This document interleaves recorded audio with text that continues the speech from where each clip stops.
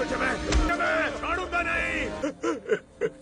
जिसे पूरी दुनिया ने कातिल समझा, वो असल में एक ऐसा चमत्कार था जो खुद मरना चाहता था। एक बूढ़ा आदमी अपनी आंखें खोलता है। उसका नाम है पॉल एचकम। वो एक ओल्ड एज होम में रहता है, लेकिन उसकी याददाश्त और उसके होश अभी भी बिल्कुल ठीक हैं। सुबह उठकर वो नाश्ते में सिर्फ 2 सूखे टोस्ट मांगता है।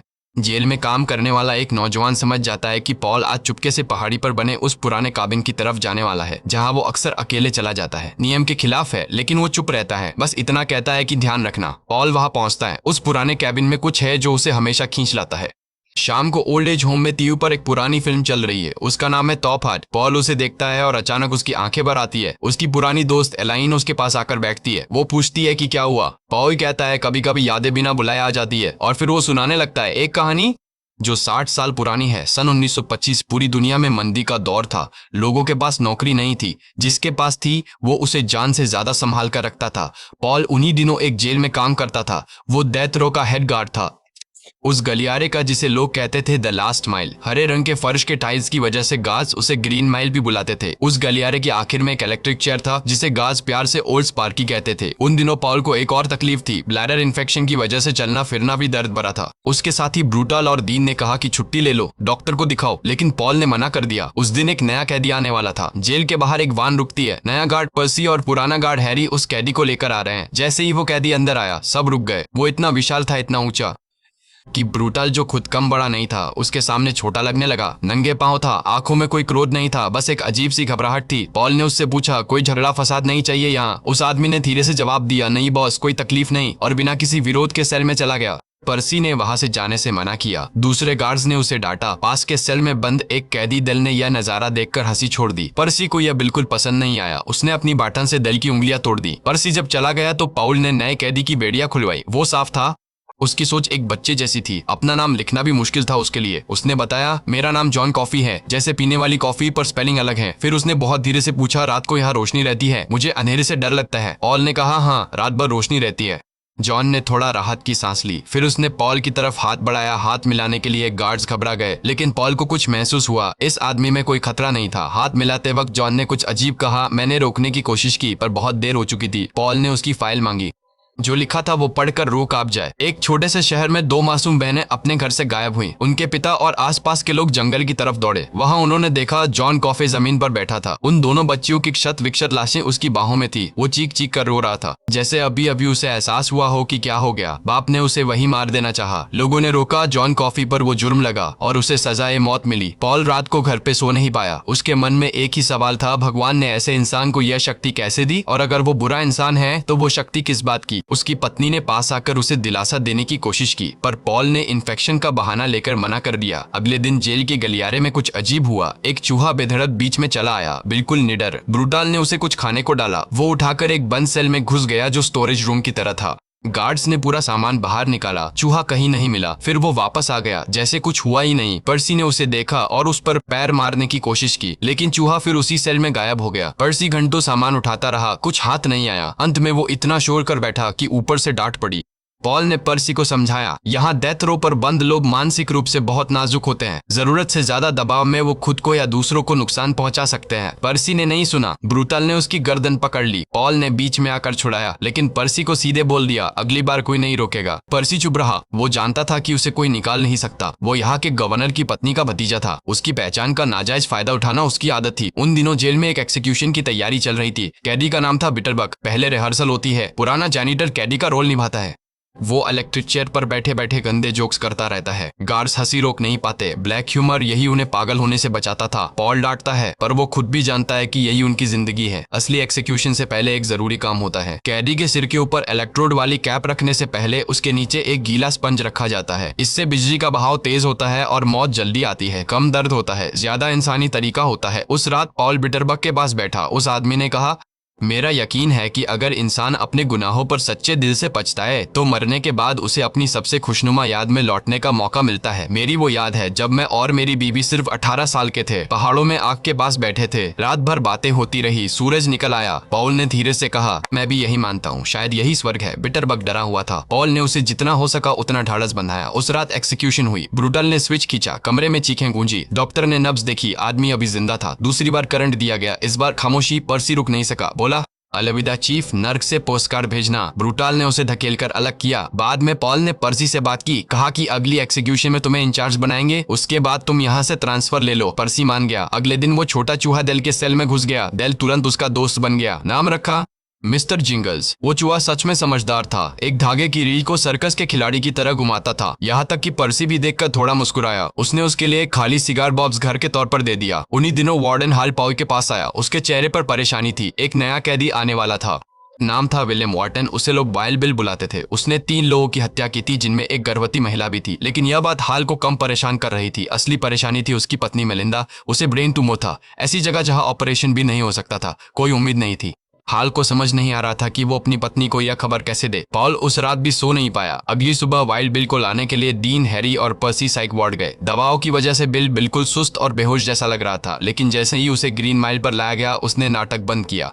उसने पर्सी के सिर पर अपना सिर मारा, डीन की गर्दन में चेन डाल दी। पॉल उसकी मदद को आगे बढ़ा तो बिल ने उसके इन्फेक्शन वाली जगह पर घुटना मारा। पॉल दर्द से जमीन पर गिर गया। हैरी बूढ़ा था, वो काबू नहीं कर सका। पर्सी वहां खड़ा रहा जैसे पत्थर का बुत। उसके हाथ में बातान था। उसे बोला गया मारो, वो हिला नहीं। पर्सी बुरा इंसान था, पर डरपोक भी था। ब्रूटल दौड़ा आया। एक ही बार में वाइल्ड बिल बेहोश। पॉल ने जख्मी गार्ड्स को डॉक्टर के पास भेजा। खुद दर्द से तड़फते हुए गलियारे पर बना रहा। तभी जॉन ने आवाज दी, बॉस, मुझे आपसे काम है, पास आइए। पॉल ने मन में सोचा, अभी सच में वक्त नहीं है, पर फिर भी घिसटते हुए उसके सेल के पास गया। अचानक जॉन ने उसे सलाखों से खींचकर अपनी तरफ कर लिया। डेल चिल्लाया, लेकिन इससे पहले कोई कुछ कर पाता, जॉन ने अपनी विशाल हथेली पॉल के उस हिस्से पर रखी जहां इन्फेक्शन था। सेल का बल्ब तेज हुआ और फट गया। जॉन ने हाथ छोड़ा। उसके मुंह से काले धुएं का एक बादल निकला और हवा में घुल गया। जॉन बोला, मैंने मदद की, मैंने तुम्हारी रूह को ठीक कर दिया। अब मैं बहुत थक गया हूँ, सोना चाहता हूँ। और वो अपनी चारपाई पर गिरकर सो गया। पॉल बाथरूम गया। उसने महसूस किया दर्द गायब था, पूरी तरह जैसे कभी था ही नहीं।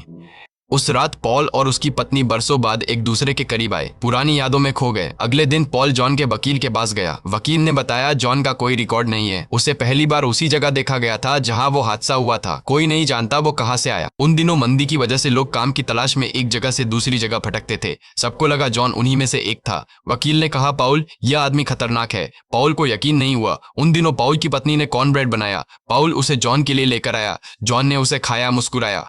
उसने डेल और मिस्टर जिंगल्स के साथ भी बांटा। वाइल्ड बिल ने भी मांगा, किसी ने ध्यान नहीं दिया। उसने पॉल के मुंह पर थूक दिया। बिल को काबू करने के लिए फायर होस से पानी मारा गया। इसोलेशन सेल में बंद किया गया। उसने वादा किया कि वो ठीक रहेगा। फिर जाकर जानीटर से बियर खरीदी और ब्रूटल के मुंह पर फेंक दी।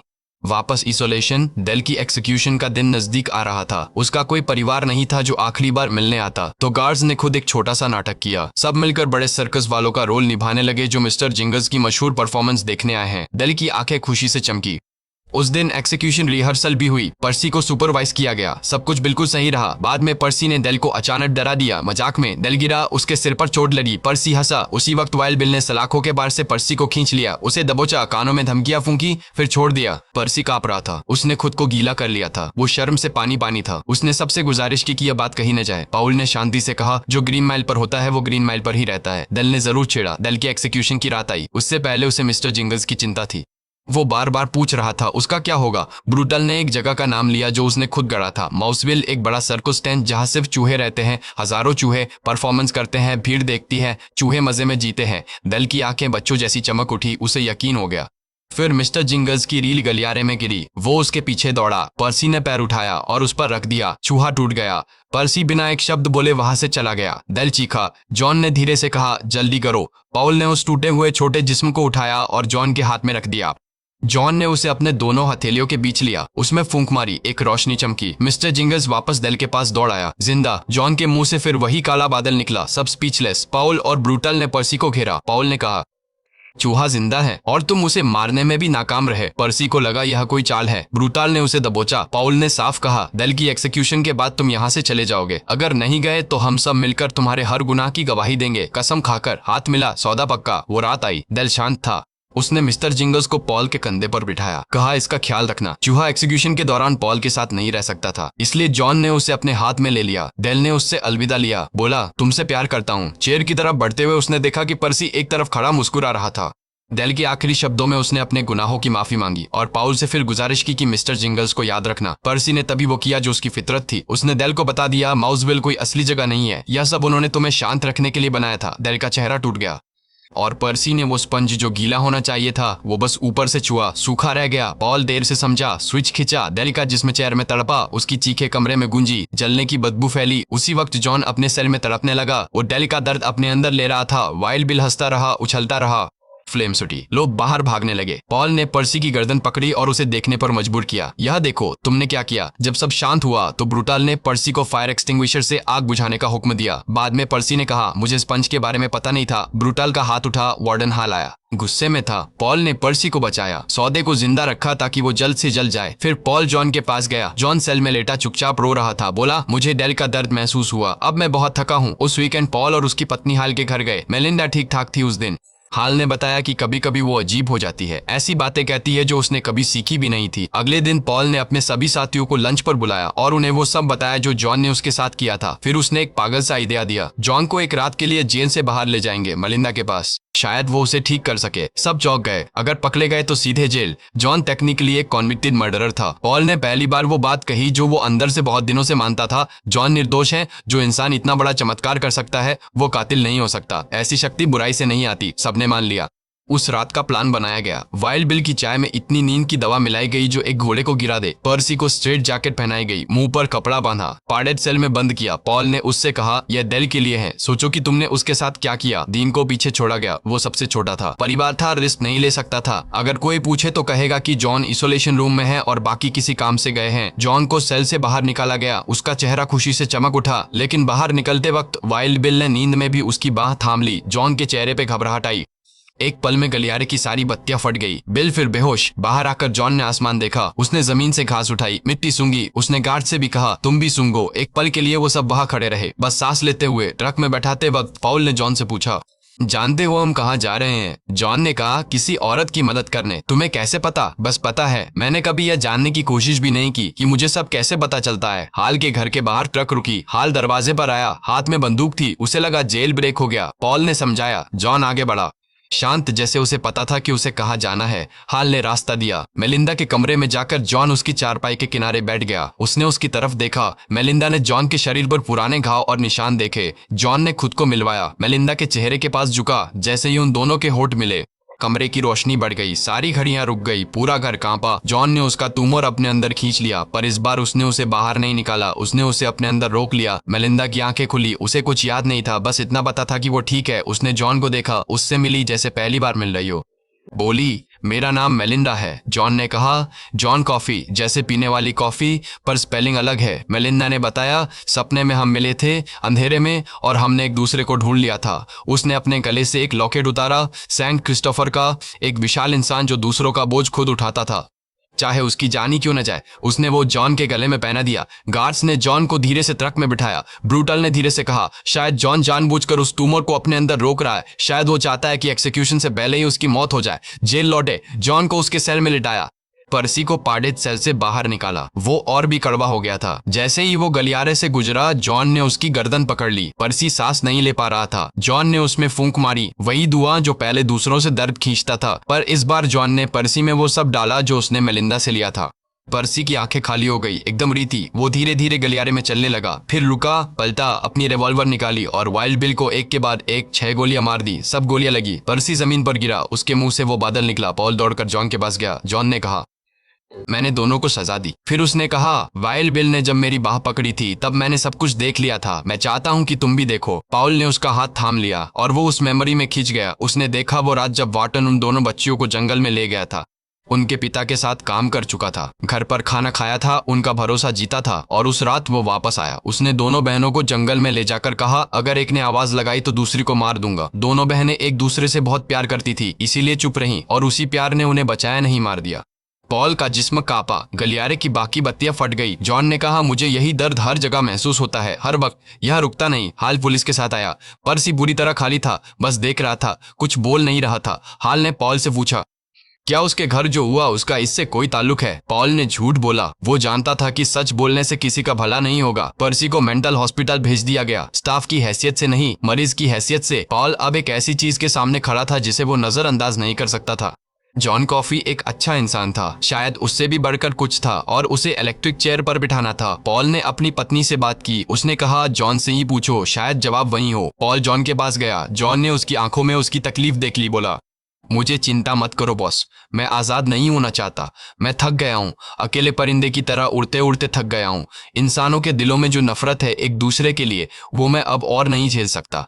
मौत मेरे लिए राहत होगी। पॉल की आंखें भर आईं। जॉन ने एक आखिरी ख्वाहिश बताई। वो कॉर्नब्रेड चाहता था, पॉल की पत्नी के हाथ का, और एक और चीज। मैंने कभी कोई फिल्म नहीं देखी। गार्ड्स ने उसे वार्डन के स्क्रीनिंग रूम में ले जाया। टॉप हाथ लगाई गई। वही फिल्म जो उस दिन ओल्ड एज होम में चल रही थी। जॉन स्क्रीन पर नाचते हुए लोगों को देखता रहा। बोला, ये फरिश्तों जैसे लगते हैं। वो दिन आ गया।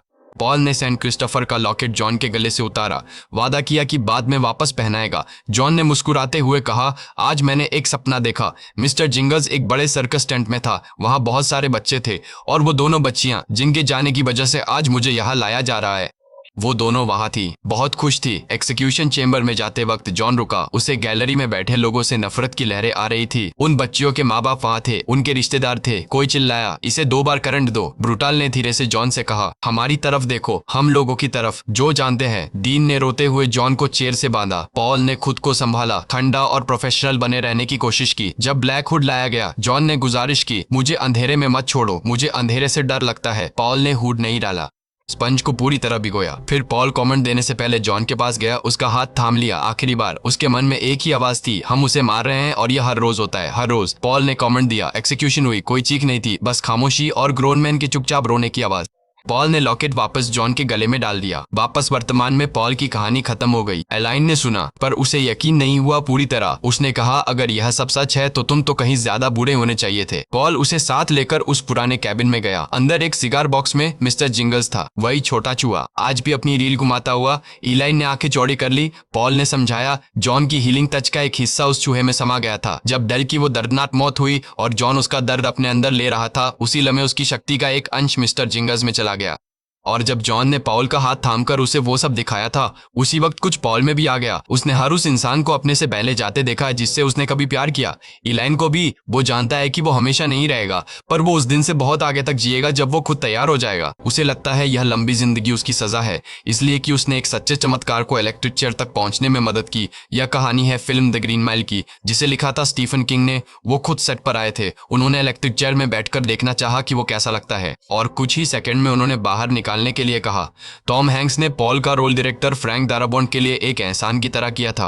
वो पहले द शॉशैंक रिडेम्पशन के लीड रोल के लिए भी ऑफर कर चुके थे, जो उन्होंने फॉरेस्ट गंप के लिए मना कर दिया था। जॉन कॉफी का रोल निभाया माइकल क्लार्क डंकन ने। उन्हें यह रोल ब्रूस विलिस ने सजेस्ट किया था। दोनों आर्मेगेड्डन में साथ काम कर चुके थे। इमोशनल सीन्स में डंकन अपने बचपन का दर्द याद करते थे, जब उनके पिता ने उन्हें छोड़ दिया था। असल में माइकल क्लार्क डंकन उतने लंबे नहीं थे जितने फिल्म में दिखते हैं। कैमरा का जादू था। उन्हें बॉक्स पर खड़ा किया जाता था। टॉम हैंक्स को जमीन में खोदी गई ट्रेंच में बिठाया जाता था। प्रिजन बेड और इलेक्ट्रिक चेयर के मिनिएचर वर्जन्स बनाए गए थे। मिस्टर जिंगल्स के रोल के लिए 15 अलग अलग ट्रेन चूहे थे। हर चूहे को 1 महीने से ज्यादा समय तक अलग अलग ट्रिक्स सिखाई गई थी। पर सबसे मशहूर सीन जिसमें वो रील घुमाता है, वो एक्चुअली एक स्पेशल इफेक्ट था। रील को धागे से खींचा जाता था और चूहा उस पर लगी सेंट को फॉलो करता था। एक शॉट में टॉम हैंक्स सच में अपना जैकेट साफ कर रहे थे। चूहे ने सच में उनकी जैकेट खराब कर दी थी। जो चूहे को पर्सी के पैर से कुचला जाता है, वो असली नहीं था, एक पपेट था। द ग्रीन माइल को स्टीफन किंग ने खुद अपनी सबसे फेथफुल फिल्म अडेप्टेशन कहा है। इस फिल्म की रेटिंग आज भी IMDb पर बेहतरीन है। इसका बजट था $60 मिलियन और बॉक्स ऑफिस पर इसने कमाई की $87 मिलियन की। जॉन कॉफी कौन था, कहां से आया था, क्या वो इस दुनिया का हिस्सा था? यह सवाल आज भी बिना जवाब के है, पर शायद यही उसकी असली पहचान है। कुछ लोग इस दुनिया में आते हैं दूसरों का दर्द उठाने के लिए, बिना किसी शिकायत के, बिना किसी उम्मीद के, और जब वो थक जाते हैं तो चले जाते हैं। जॉन को सजा ए मौत मिलने का दुख नहीं था। दुख था तो बस इस बात का कि वो उन दोनों बच्चियों को नहीं बचा पाया।